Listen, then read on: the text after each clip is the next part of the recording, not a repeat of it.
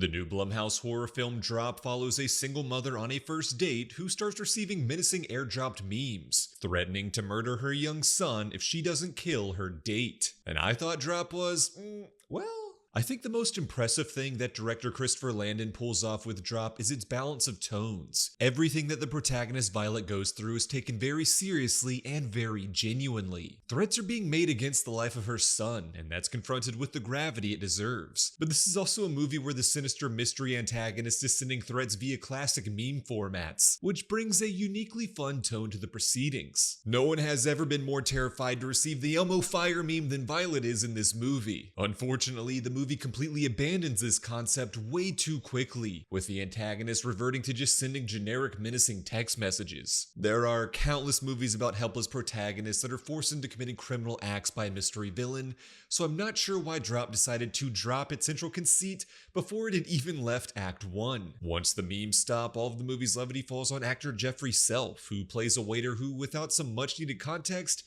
is basically watching one of his patrons become completely unhinged. It's a great and hilarious performance by Self, who I was a fan of from Search Party, and here he nearly steals the whole movie. Acting wise, I think Meghann Fahy is great in the lead role. She makes Violett likable, relatable, tough, vulnerable, and extremely rootable. She expertly sells every single ridiculous turn she's asked to portray in this outlandish situation. It's just everything you could need in a horror movie heroine. Sklenar is laid back and charming, but I think that works best in the beginning of this romance, and is a little underplayed when the plot turns more chaotic. I also want to give praise to the look of this movie. Christopher Landon utilizes some interesting and compelling camera work and framing. There are nice visual flourishes to help accentuate Violett's suspicions and growing paranoia, and the restaurant set is really impressive. The filmmakers knew they had one real location to work with for the entire movie, and they made sure to construct one that is dazzling and eye-catching. I do have to point out what is quickly becoming one of my biggest pet peeves in modern mainstream horror filmmaking. From the very beginnings of the horror genre, the stories have been used to explore themes of abuse and loss and grief. Horror has some of cinema's finest explorations of social issues out of any genre. It's a core tenet of what makes horror so special and universal and beloved.